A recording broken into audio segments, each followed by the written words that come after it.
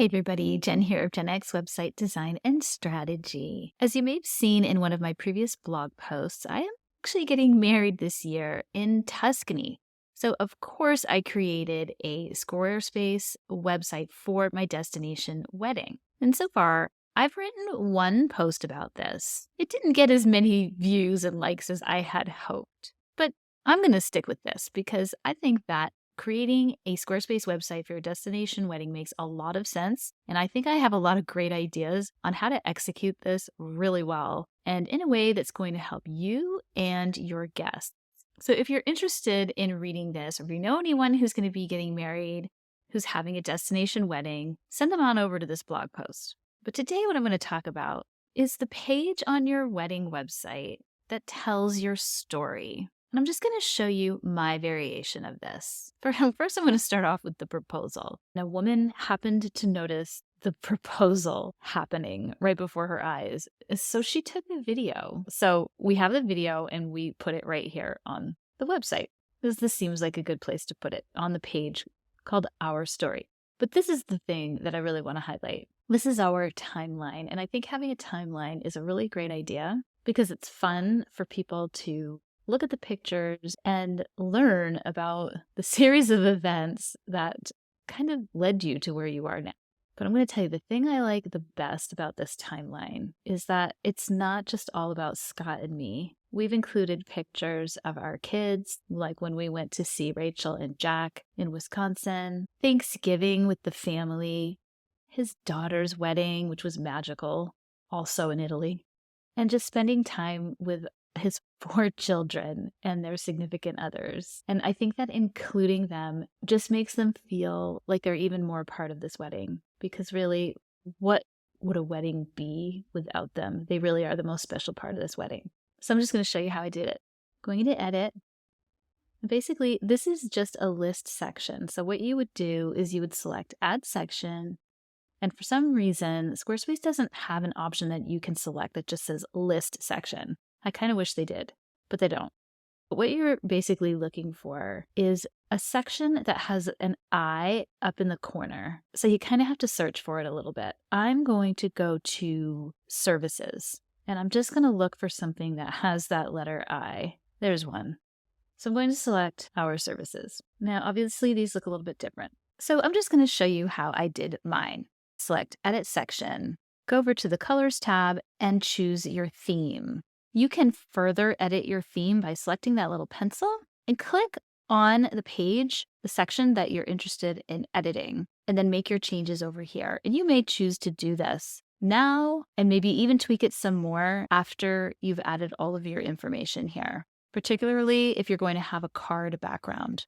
You just want to make sure that it looks nice. Okay, so we're going back into edit content, and this is where you're going to choose the content that you actually want to appear in this list section. So you're going to want a title. You can see if I toggle that off, that the title just disappears. If you wanted a button, you would toggle this on and it would go right here, and you would edit the content of the button in the content tab under button. And you may want to do something like this for an RSVP, but I decided not to. This just doesn't seem like the place for it.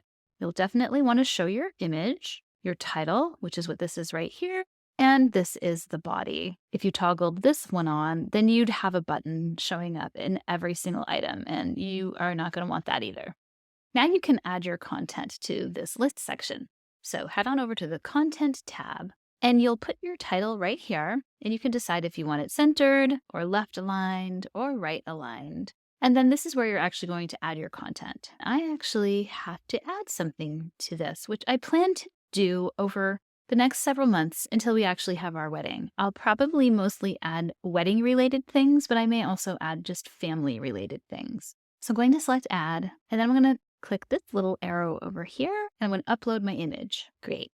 Then for my title, I'm putting in the date that the picture was taken. And then this is where I'm going to put my description. In my description, I'm saying how many days have passed. And what I've done is I've come over to this website for timeanddate.com, and I enter the date that we first met and then the date that the picture was taken. I select calculate duration, and then it tells me how many days. So I'm going to come back over to my website and add that information right here, and then I'm just going to write a description.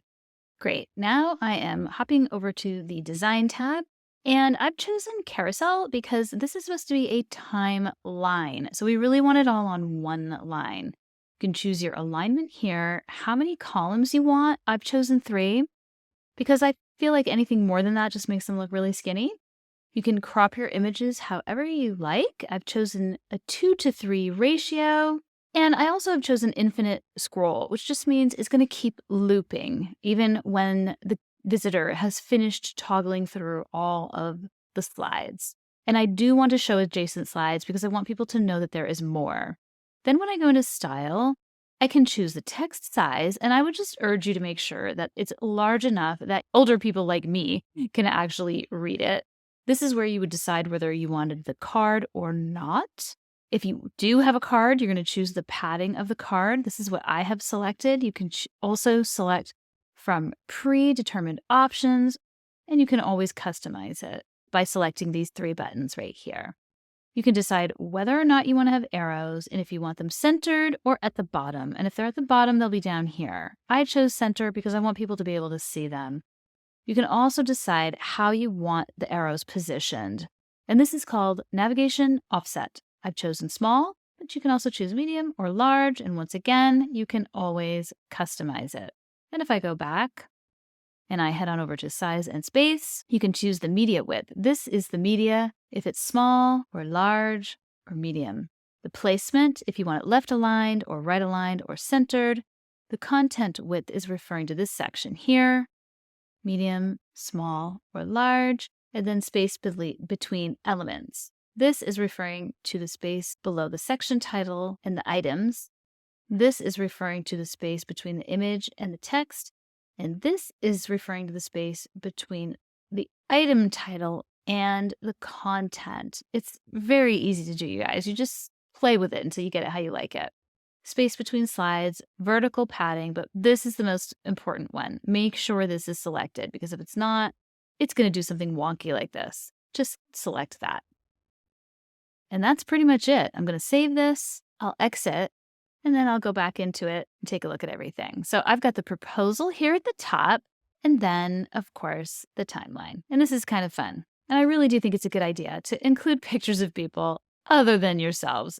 And the reason my internet is so slow right now, you guys, is because I actually am in Italy right now, staying in an Airbnb, and the Wi-Fi is not the best, but I wanted to make this, so I have something published this week for all of you.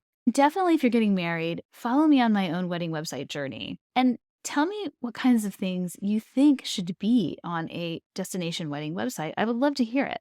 This is all stuff that you guys can totally do yourselves. And you'll actually get a link to my wedding website. If you found this helpful, please give this video a like, consider subscribing to my channel, but most of all, have fun with your Squarespace destination wedding website.